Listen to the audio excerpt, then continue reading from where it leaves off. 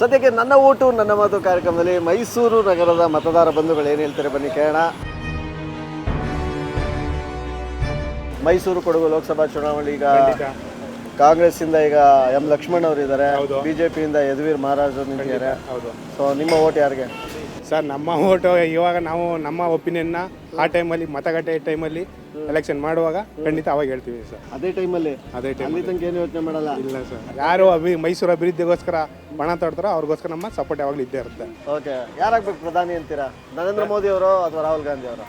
ಪ್ರಧಾನಿ ದೇಶದ ಅಭಿವೃದ್ಧಿಗೆ ಯಾರು ಆಗ್ತಾರೋ ಅವ್ರಿಗೆ ನಮ್ಮ ಸಪೋರ್ಟ್ ಸರ್. ಯಾರು ಮಾಡ್ತಾರೆ, ಯಾವ ಪಕ್ಷದವ್ರು ಮಾಡ್ತಾರೆ? ಈಗ ಅಲ್ಲಿಂದ ಕಾಂಗ್ರೆಸ್ ಅವ್ರು ಮಾಡ್ಕೊಂಡು ಬಂದ್ರೆ ಇವಾಗ ಬಿಜೆಪಿ ಅವ್ರು ಮಾಡ್ತಿದ್ದಾರೆ. ಮುಂದೆ ಯಾರು ಆಗ್ತಾರೆ ಅನ್ನೋದನ್ನ ಅವತ್ತೇ ಅದನ್ನು ಡಿಸೈಡ್ ಮಾಡ್ತೀವಿ ಸರ್. ಅದನ್ನು ಅವತ್ತೇ ಡಿಸೈಡ್ ಮಾಡಿ ಎಲ್ಲಾನು ಅವತ್ತೇ ಅಂದ್ರೆ ನನ್ಗೆ ಯಾಕೋ ನೀವು ಈ ಕೆಲವು ಸ್ಟೂಡೆಂಟ್ಸ್ಗಳು ಇರ್ತಾರಲ್ಲ, ನಾಳೆ ಬೆಳಗ್ಗೆ ಎಕ್ಸಾಮ್ ಅಂದ್ರೆ ರಾತ್ರಿ ಬುಕ್ ತೆಗಿತಾರಲ್ಲ ಹಂಗ ಅಂತ. ಯುದ್ಧ ಕಾಲದಲ್ಲಿ ಶಸ್ತ್ರ ಅಭ್ಯಾಸ ಅಂತಾರಲ್ಲ ಸರ್, ಆ ರೀತಿ ಸರ್. ಯಾಕೆ ಹಂಗೆ ನೀವು? ನಾನು ಎಜುಕೇಷನ್ ಹಂಗೆ ಮಾಡಿದ್ದೆ. ನಾನು ಕೊನೆ ಟೈಮಲ್ಲಿ ಓದಿ ಒಳ್ಳೆ ರಿಸಲ್ಟ್ ತಗೊಂಡು ಇವತ್ತು ಕೂಡ ನಾನು ಒಬ್ಬ ಲೆಕ್ಚರ್ ಆಗಿ ವರ್ಕ್ ಮಾಡ್ತಾ ಇದ್ದೀನಿ. ಹೇಳಿ ಸರ್, ಎಜುಕೇಟೆಡ್ ಆಗಿ ನೀವೇನು ಹೇಳ್ತೀರಾ? ಈ ಬಾರಿ ಒಂದು ಲೋಕಸಭೆ ಚುನಾವಣೆಯಲ್ಲಿ ರಾಜು ನಿಂತಿದ್ದಾರೆ ಸರ್. ಇಲ್ಲಿ ನಮ್ಮ ಭಾರತದ ಸಂವಿಧಾನ ಪ್ರಕಾರ ಒಂದು ಎಲೆಕ್ಷನ್ ಅಂತ ಹೇಳಿದ್ರೆ ರಾಜ ಮಂತ್ರಿ ಅಂತಲ್ಲ, ಜನ ಸೇವಕರಾಗಿ ಕೆಲಸ ಮಾಡಬೇಕು ಸರ್. ಅಂಥವ್ರು ಇದ್ದಾರೆ ಇವತ್ತು? ಅಂಥವರಲ್ಲಿ ಈಗ ಹಿಂದೆ ಸರ್ ಸಮಾಜ ಕಲ್ಯಾಣವಾಗಿ ಕೆಲಸ ಮಾಡ್ತಾ ಇದ್ರು. ಇವತ್ತಿನ ದಿನಗಳಲ್ಲಿ ರಾಜಕಾರಣಿಗಳು ಕಲ್ಯಾಣಗಳ ಸಂಖ್ಯೆ ಜಾಸ್ತಿ ಆಗ್ತದೆ ಹೊರತು ಸಮಾಜದ ಕಲ್ಯಾಣ ಅಂತೂ ಆಗ್ತಾ ಇಲ್ಲ ಸರ್. ಬಡವರ ಪರವಾಗಿ ಸರ್ಕಾರ ರೂಪಿಸಬೇಕೆ ಹೊರತು ಕಾರ್ಪೊರೇಟ್ ಪರವಾಗಿ ಸರ್ಕಾರ ರೂಪಿಸಬಾರ್ದು. ಈಗ ಮೈಸೂರಲ್ಲಿ ರಾಜು ನಿಂತಿದ್ದಾರೆ, ಇನ್ನೊಂದು ಕಡೆ ಎಂ ಲಕ್ಷ್ಮಣ್ ನಿಂತಿದ್ದಾರೆ ಕಾಂಗ್ರೆಸ್ ಇಂದ. ಯಾರಿಗೆ ನಿಮ್ಮ ಓಟ್ ಹಾಕ್ತಾರೆ ಸರ್? ಅದು ಇದು ಪಬ್ಲಿಕ್ ಆಗಿ ಹೇಳಕ್ಕಾಗಲ್ಲ ಸರ್. ನಮ್ಮ ಸ್ನೇಹಿತರು ಹೇಳ್ದಂಗೆ ಎಂತವ್ರಿಗೆ ನಿಮ್ಮ ಒಂದು ಓಟ್ ಇರುತ್ತೆ? ಬಡವರ ಪರವಾಗಿ ಯಾರು ಕೆಲಸ ಮಾಡ್ತಾರೆ ಸರ್ ಅವ್ರಿಗೆ ಸರ್. ಯಾಕೆಂದ್ರೆ ಅವರ ಅಭಿವೃದ್ಧಿ ನೋಡ್ತೀವಿ ಸರ್. ಸಮಾಜದಲ್ಲಿ ಅಭಿವೃದ್ಧಿ ಯಾವ ಪಕ್ಷದಿಂದ ಬಂದಿದೆ ಅದ್ರ ಮುಖಾಂತರ ನಮ್ಮ ಓಟನ್ನು ನಾವು ಚಲಾಯಿಸ್ತೀವಿ ಸರ್. ಈ ದೇಶದಲ್ಲಿ ಸರ್ ನಾಯಕರಾಗಿ ಕೆಲಸ ಮಾಡೋ ಬದಲು ದೇಶದ ಸೇವಕನಾಗಿ ಕೆಲಸ ಮಾಡೋರು ಬೇಕು ಸರ್. ನಮಗೆ ಅದು ಬಹಳ ಮುಖ್ಯ ಸರ್. ಸರ್ ನಮಸ್ಕಾರ ಸರ್, ನಿಮ್ಮ ಹೆಸರು? ವೆಂಕಟೇಶ್ ಕಾರಂತ್ ಅಂತ. ಹೇಳಿ ಸರ್, ನಿಮ್ಮ ಪ್ರಕಾರ ಮೈಸೂರು ಲೋಕಸಭಾ ಚುನಾವಣೆ ಜಿದ್ದಾಜಿದ್ದಿ ಅಂತ ಇಲ್ಲ ಸರ್. ಒಡೆಯರು ಖಂಡಿತ ಗೆಲ್ತಾರೆ. ಹೌದಾ? ಖಂಡಿತ 100%. ಸಿಎಂ ಅವ್ರ ತವರು ಕ್ಷೇತ್ರ ಇದು, ಸಿದ್ದರಾಮಯ್ಯನವ್ರದ್ದು. ಕಾಂಗ್ರೆಸ್ ಸಿದ್ದರಾಮಯ್ಯನವರು ಇನ್ನೊಬ್ರು ಅಂತ ಯಡಿಯೂರಪ್ಪ ಅಂತ ಬರಲ್ಲ. ನಮ್ಮ ಮೈಸೂರಿನಲ್ಲಿ ಅಭಿವೃದ್ಧಿ ಅಂತ ಪ್ರತಾಪ್ ಸಿಂಹ ಅವರು ಅಂದರೆ ಪ್ರತಿ ಗಲ್ಗಲ್ಲಿಗೂ ಮಾಡೋಕ್ಕಾಗಲ್ಲ. ಪ್ರತಾಪ್ ಸಿಂಹ ಅವರು ಅವ್ರು ಮಾಡೋವಂಥ ಜಾಗದಲ್ಲೆಲ್ಲ ತುಂಬ ಚೆನ್ನಾಗಿ ಮಾಡಿದ್ದಾರೆ. ಆದ ಕಾರಣ ನಮ್ಮ ಮೋದಿ, ನಮ್ಮ ದೇಶ ಮುಖ್ಯ. ವೋಟ್ ಮಾಡ್ತಿದ್ರೆ ಸರ್ ಈ ಸಲ? ಶೋರ್ ಸರ್, ಖಂಡಿತ. ಸೊ ಎಂಥವ್ರಿಗೆ ವೋಟ್ ಮಾಡ್ತೀರಾ ಸರ್ ನೀವು? ಎಂಥವ್ರಿಗೆ ಅಂದರೆ ಈಗ ಸದ್ಯಕ್ಕೆ ಏನು ಡಿಸೈಡ್ ಆಗಿಲ್ಲ ಪ್ರಾಪರ್ ಆಗಿ. ಇನ್ನು ನೋಡ್ಬೇಕು, ಇನ್ನು ಫ್ಯೂಚರ್ ಡೇಸ್ ಇನ್ನೂ ಒಂದು ತಿಂಗಳಿದೆಯಲ್ಲ. ಯಾರು ಈ ಸಲ ಪ್ರಧಾನಿ ಆಗಬೇಕು ಅಂತೀರಾ? ಪ್ರಧಾನ ಯೂಶಲಿ ಮೋದಿಗೆ ಸಪೋರ್ಟ್ ಮಾಡೋದು. ಸೊ ಈ ಸಲನೂ ಸೇಮ್ ಅವರೇ ಅನ್ಕೊಂತೀನಿ. ಅವ್ರು ಅನ್ಕೋತೀರಾ? ಯಾಕೆ? ಹೆಂಗೆ ಅಂದರೆ ಅಲೆಗಳು ಏನೇನು ಹಂಗಂಗೆ ಚೇಂಜ್ ಆಗ್ತಾರೆ, ಹಂಗಂಗೆ ಮ್ಯಾಜಿಕ್ ಮಾಡ್ಬಿಡ್ತಾರೆ ಲಾಸ್ಟ್ ಮೂಮೆಂಟಲ್ಲಿ. ಮೈಸೂರು ಕೊಡಗು ಲೋಕಸಭಾ ಚುನಾವಣೆ ಜಿದ್ದಿನ ಅಥವಾ ಪ್ಲೈನ್ ಮ್ಯಾಚ್?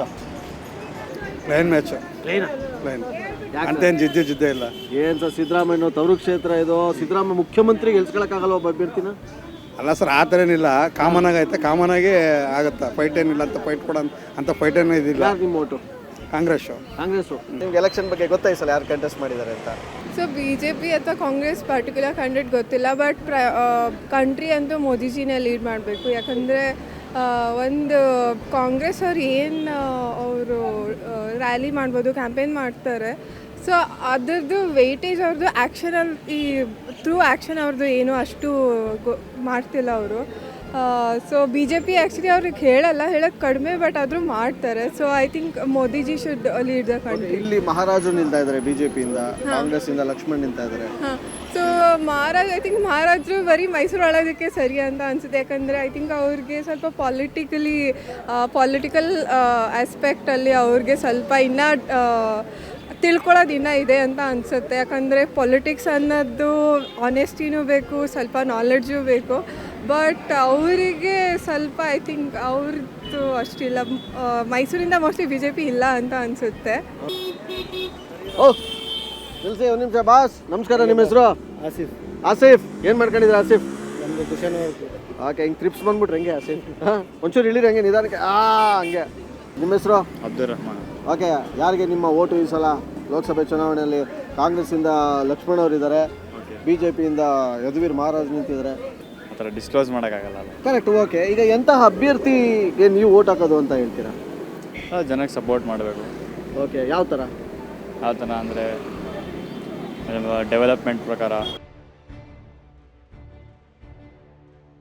ಕಾಂಗ್ರೆಸ್ಸಿಂದ ಲಕ್ಷ್ಮಣ್ ಅವ್ರು ನಿಂತಿದ್ದಾರೆ, BJPಯಿಂದ ಮಹಾರಾಜರು ನಿಂತಿದ್ದಾರೆ, ಯದುವೀರ್ ಅವರು. ಯಾರಿಗೆ ನಿಮ್ಮ ಓಟ್ ಹಾಕ್ತೀರಾ? ಸೀಕ್ರೆಟ್ ಹೇಳಕ್ಕಾಗಲ್ಲ. ಸೀಕ್ರೆಟ್. Very nice madam. ನಿಮಗೆ ಗ್ಯಾರಂಟಿ ಬರ್ತಾ ಇದೆಯಾ? ಅದು ಸೀಕ್ರೆಟಾ? 2,000 ಇಲ್ಲ, ನಮಗೆ ಬರ್ತಾ ಇಲ್ಲ. ಯಾಕೆ? ನಮ್ಮ ಅತ್ತೆ ಬರ್ತಾ ಇದೆ. ಓ, ನಿಮ್ಮ ಅತ್ತೆ ಬರ್ತಿರೋದು ನಿಮಗಿಲ್ಲ. ಹೌದು. ಓಕೆ, ಎಂಥವ್ರು ಓಟ್ ಹಾಕ್ಬೇಕು ಅಂತ ನೀವು ಹೇಳ್ತೀರಾ? ಎಲ್ಲರಿಗೂ ಸಹಾಯ ಮಾಡೋ ಅಂಥವ್ರಿಗೆ ಓಟ್ ಹಾಕ್ಬೇಕು ಅಂದ್ಕೊಂಡಿದ್ದೀವಿ. ಎಲೆಕ್ಷನ್ ನಡೀತಾ ಇದೆ, ಲೋಕಸಭೆ ಚುನಾವಣೆ, ಮೈಸೂರು ಕೊಡಗು ಲೋಕಸಭಾ ಕ್ಷೇತ್ರ. ಯಾರಿಗೆ ಓಟ್ ಹಾಕ್ತೀರಾ ನೀವು? ನಮ್ಮ ಮಹಾರಾಜರಿಗೆ. ಮಹಾರಾಜ್. ಯಾಕೆ ಕಾಂಗ್ರೆಸ್ಗೆ ಯಾಕೆ ಹಾಕಲ್ಲ? ಕಾಂಗ್ರೆಸ್ಗೆ ನಮ್ಮ ಸಿದ್ದರಾಮಯ್ಯವ್ರಿಗೆ ಆಗ್ತಿದ್ದು. ಈಗ ಯಾಕೋ ಅವರು ಒಂದು ಸ್ವಲ್ಪ ಎಣ್ಣೆ ರೇಟ್ ಎಲ್ಲ ಜಾಸ್ತಿ ಮಾಡಿಬಿಟ್ಟವ್ರೆ. ನಮಗೆ ಎಣ್ಣೆಯಿಂದ ಆಯ್ತಲ್ಲ. ಏನು ಭಯ ಮಡಗಿದ್ದೀರಾ? ಏನು ಸೋಮ ಅಂತ. ಓ, ಸೋಮ. ನೀವು ಆಡಿದ ಡೈಲಾಗೆ ಅಣ್ಣ ಹಿಂದ್ಗಡೆ ಕೂತಿದ್ದವ್ರೆ ಎಸ್ಕೇಪು. ಅವರೇ ನಮಗೆ ಕರ್ಕೊ ಹೋಗೋದು. ಪಾರ್ಥ ಧನುಷ್ ಅಂತ ಅವ್ರ ಹೆಸರು. ಓ, ಸ್ನೇಹಿತರು ಅಂದ್ರೆ ಹಿಂಗೆ. ಸ್ನೇಹಿತರಿಗೆ ಅವ್ರಿಗೆ ಗೊತ್ತು. ಅವರು ಸುಮ್ಮನೆ ಎಲ್ಲ ಯಾರು ನೋಡ್ಬಿಡ್ತಾರೆ, ಪಬ್ಲಿಕ್ ತುಂಬಾ ಮಾಡ್ಬಿಡ್ತಾರೆ ಕಷ್ಟ ಆಗಿದೆ ಅಂತ ನಿಮ್ಮ ಪ್ರಕಾರ? ಏನು ಕಷ್ಟ? ಎಣ್ಣೆ ರೇಟ್ ಜಾಸ್ತಿ ಮಾಡ್ಬಿಟ್ಟು. ಎಣ್ಣೆ ರೇಟ್ ಜಾಸ್ತಿ ಮಾಡ್ಬಿಟ್ಟು ಕಷ್ಟ ಆಗ್ಬಿಟ್ಟಿದೆ. ನಾವು ವೀಕೆಂಡ್ಸ್ಗೆ ಒಂದ್ಸಲ ಮಾಡಿದ್ರು ಮನೆಗೂ ಸಂಬಳ ಕೊಟ್ಬಿಟ್ಟು ನಮಗೂ ಅಡ್ಜಸ್ಟ್ ಮಾಡ್ಕೊಂಡು ಮಾಡಬೇಕಲ್ಲ. ಸೊ ಆ ನೋವು ಇಟ್ಕೊಂಡು ನೀವು ಈ ಸಲ ಯಾರಿಗೆ ಓಟ್ ಮಾಡ್ತಾ ಇದ್ದೀರಾ? ಆ ನೋವು ಇಟ್ಕೊಂಡು ನಮ್ಮ ಮಹಾರಾಜ್ರಿಗೆ ಮಾಡ್ತೀವಿ. ನಮ್ಮ ಮಹಾರಾಜರು ಫಸ್ಟು ಅವ್ರದ್ದು ಏನೇನೋ ಆಗಾಯ್ತು ಅಂತ ಅದೆಲ್ಲ ಅಕ್ವೈರ್ ಮಾಡ್ಕೊಂಡು ಆಮೇಲೆ ಜನರಿಗೆ ಸಹಾಯ ಮಾಡಲಿ, ಸಾಕು ಅಷ್ಟೇ.